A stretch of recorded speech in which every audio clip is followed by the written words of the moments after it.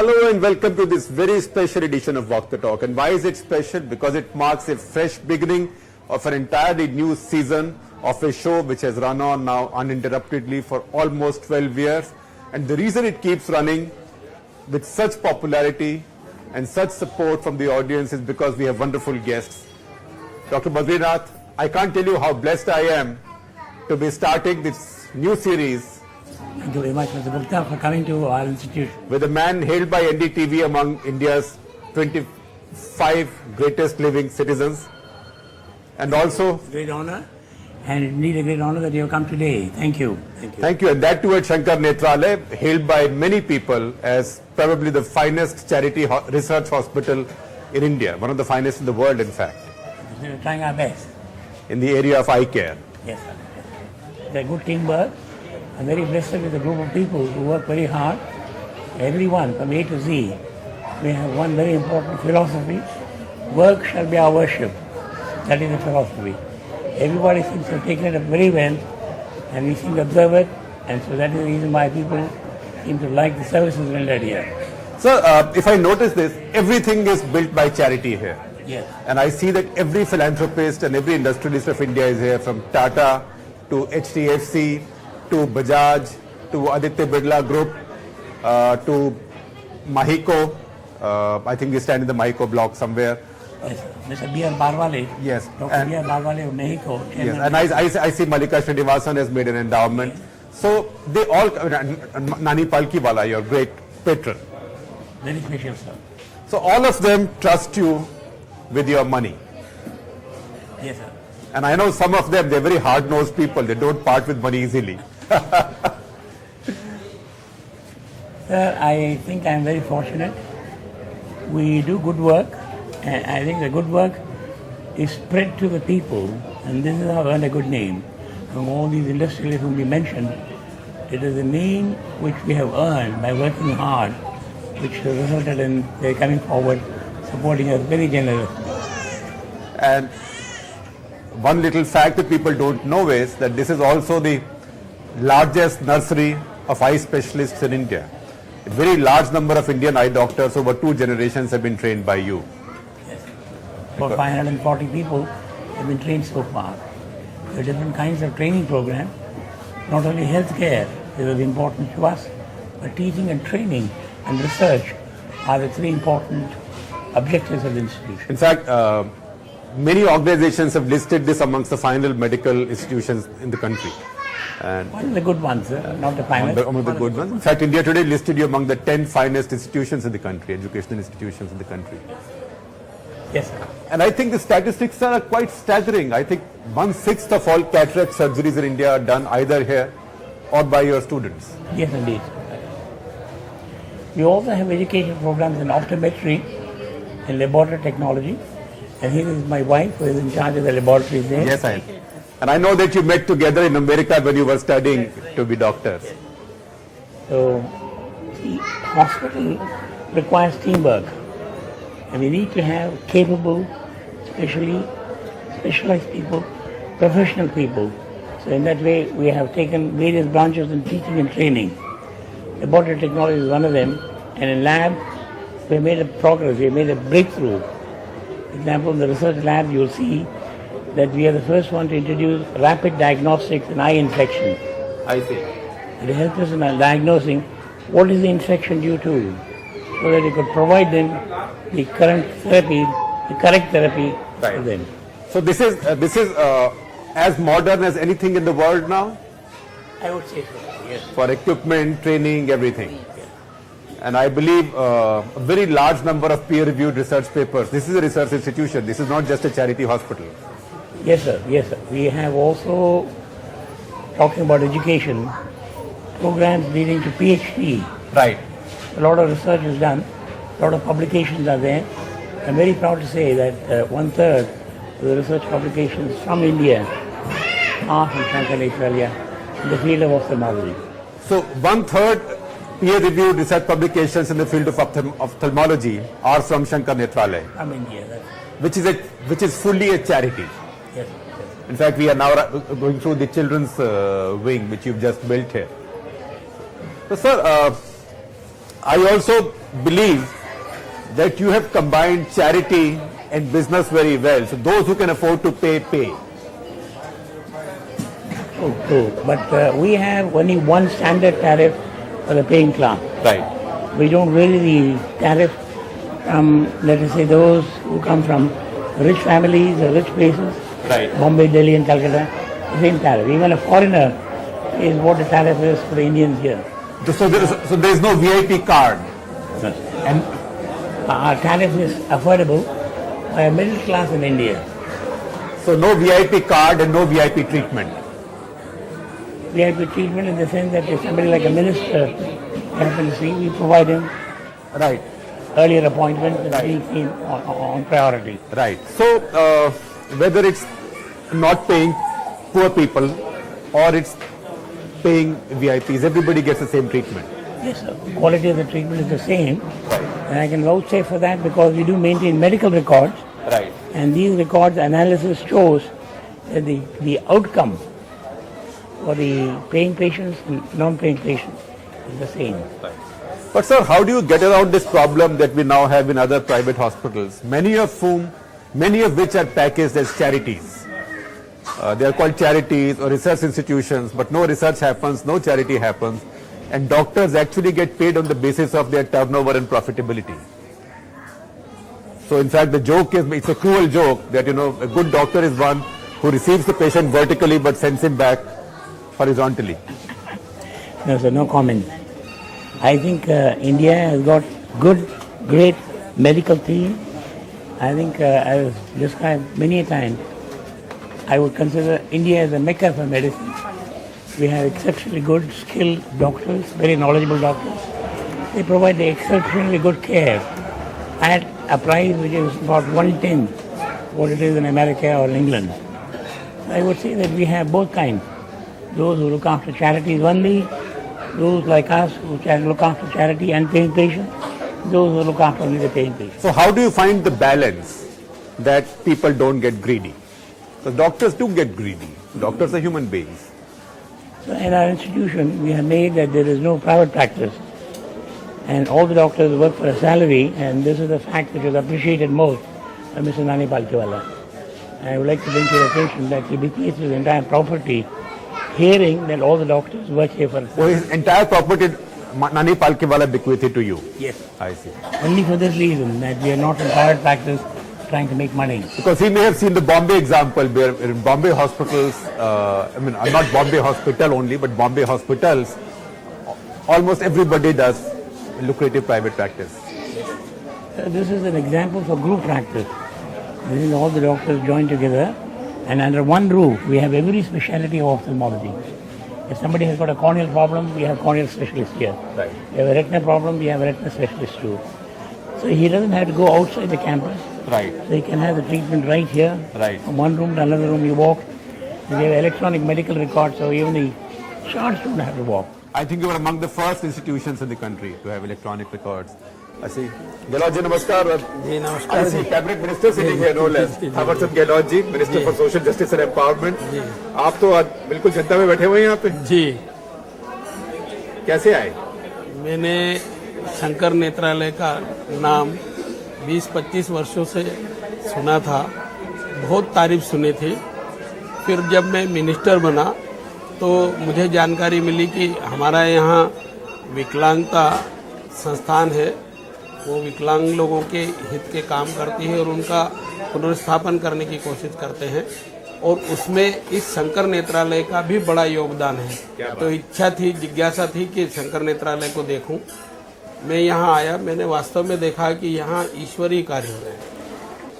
So, sir, this partly answers the problem of greed among doctors. But how much of an incentive is research, and also the fact that people who work here, their CV has one very important point, that they were trained at Sankara Nethralaya. Once they train in Sankara Nethralaya, their acceptance by the outside world is good. They all get good jobs, particularly in the United States. If somebody wants to pursue further studies, they're given a royal treatment. Right. They're given admission without much fuss. Optometry in particular, I would say, is done very well. And we have collaboration with the University of Berkeley, University of California, Berkeley. California. We also have collaboration with Missouri University, Missouri, and we have now in the process of developing collaboration with the optometry school in Alabama. And I believe you have a waiting list of trainee doctors from overseas who want to come and work in Sankara Nethralaya. We don't encourage people from outside India, sir. Lots of problems are there because they have to have a license to practice. Without a license, we would not allow anybody to touch a patient, number one. Number two, sir, we have a need for training our own people. So we don't do this for capitation fee. If an outsider comes, he is prepared to pay a lot of money for training. Oh, just to get trained here? Yes. Yeah. So, sir, what have you done? I know that, a lot of people run charity hospitals, and I know people do work with compassion, so you have all those qualities. But what have you done to build in this concept of scholarship and training and teaching and research? Because that really is your big strength. Because this isn't just any eye hospital. Thank you, sir. Thank you very much indeed. Thank you. And you are not just any eye doctors, if I may say so. So how have you done that? Essentially, sir, if the objectives are clear, and if you stick on to the objective and do your work and leave it to him for the results. Him as in God. I think it works out well. So, I've been very fortunate, I must say. And my wife has been extremely nice in cooperating with me at most. So she also doesn't look after the monetary returns, whatever we do. Right. Thank you. So, sir, you are a very devout person. Yes, sir. You are a very devout person. I would say that I do have reverence for the Kanchi Kamakoti Pitathipati. The Shankaracharya. Yes, sir. And he is the one who gave me the idea that we must start an institution of missionary spirit. And that is how we started it. And so I feel that it is his blessing. In a very benign way, runs his organization, is responsible for the success of this organization. And I believe until he asked you to advise you to move to charity, you had a very lucrative practice. Yes, sir. I converted my private practice into an institutional practice. Right. This helped me in talking to lots of others to join me. Right. We are a group of now 72 people working together. Right. All of us work for a salary. To make them understand that one person does not get the benefit of practice. Right. I myself made it into a paid service, paid for the service that I do for the institution. So it worked out well. Right. So, sir, what are the biggest challenges you found in this area? Are you losing talent to people who can pay 20 times more, 100 times more?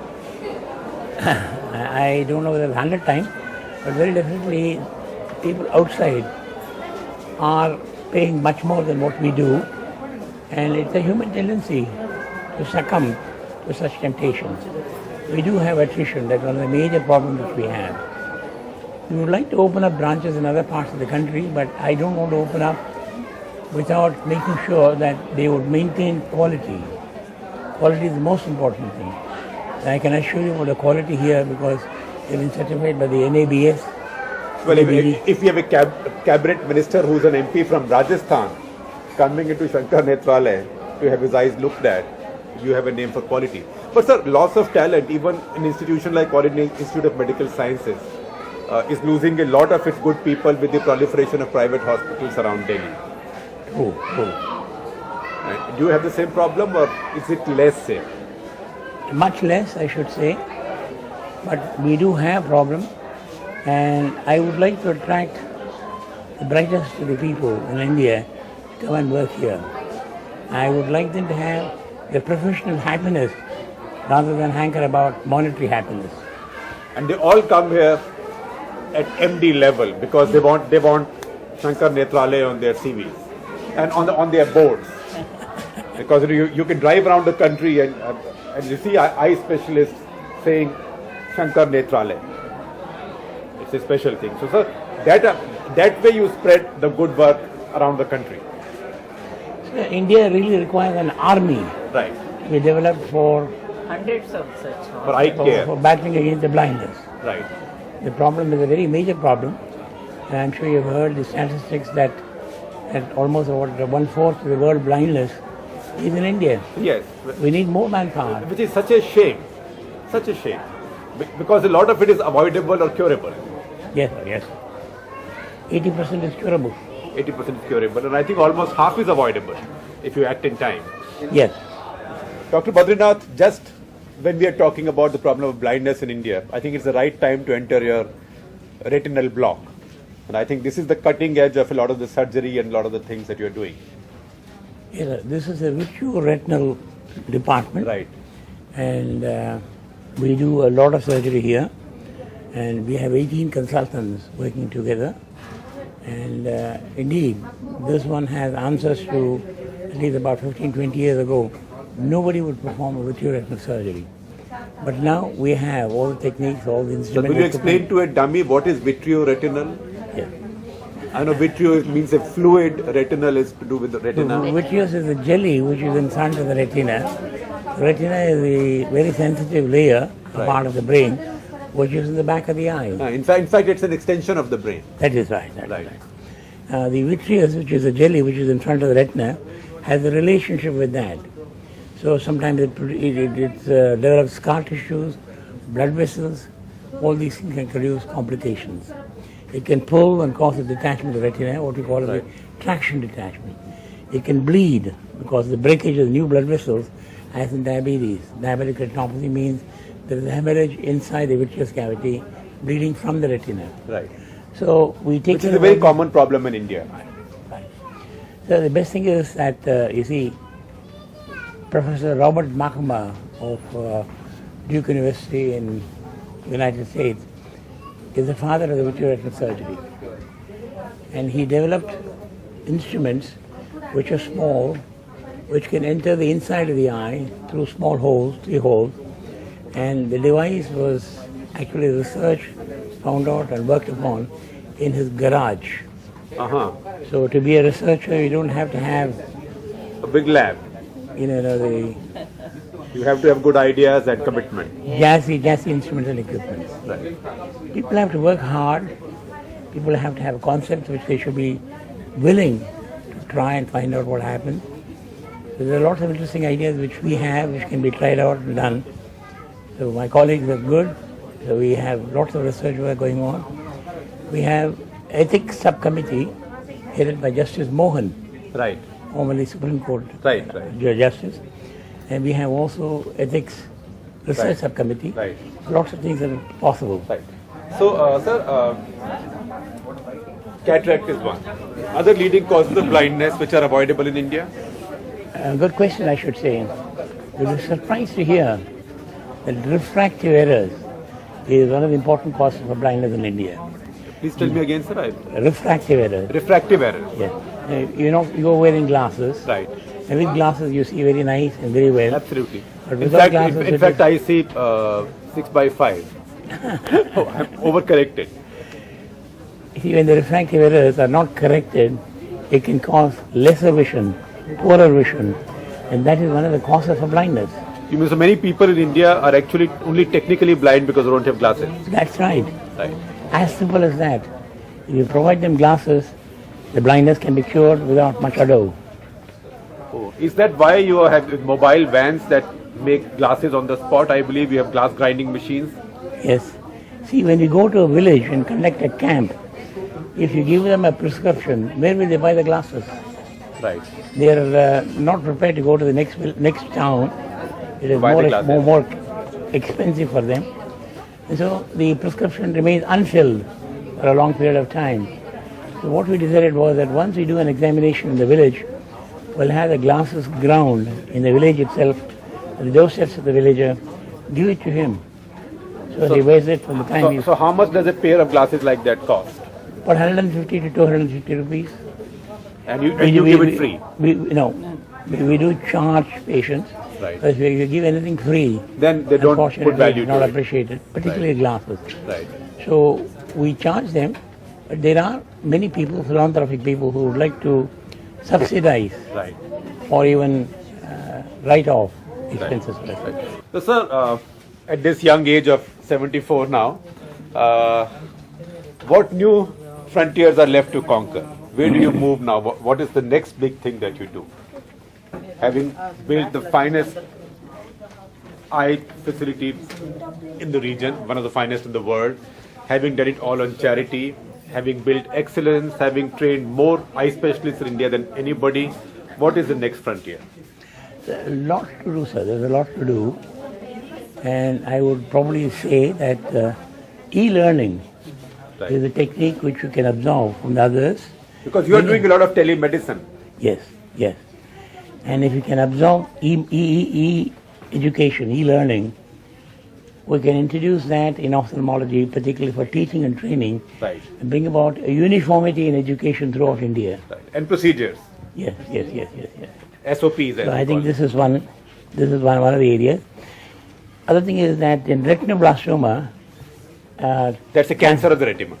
cancer of retina in children, we would like to develop an institute for retinoblastoma. Retinal blastoma. No, retinoblastoma. Retinoblastoma. So there are a lot of patients come here from all over India, and we find it pitiable to see them because they have a cancerous condition in a child. One eye may have to be removed also. In such a situation, they come all the way to Chennai, don't know the language, the food is different, they have no friends, no relations. So we would like to develop an institution which is very customer friendly Right. and provide them the latest as far as advances are concerned. Right. We have two of our consultants who have been sent to Canada to learn the recent advances. They come back and they're working now here. Right. And we provide the best that we can, but a lot more needs to be done in the And will area. you do that in Chennai or somewhere else? In Chennai, sir. In Chennai. Because Chennai is the home of Yes, of Sankara Nethralaya. Yes. But your footprint is now everywhere, from Kolkata to Tirupati, I noticed, to and I think every city in the country and every chief minister wants a Sankara Nethralaya. Thank you. I think most importantly, each one of us, I think in whatever cities we live, we want a couple of Dr. Badrinath and Dr. Vasanti. I'm so blessed to have this conversation with you, and particularly as I begin this. So it's a great honor that you have Walk the come. talk. Great honor. Thank you very much indeed. Thank you for spending time with us. One of my finest and most honorable guests ever. Thank you, sir.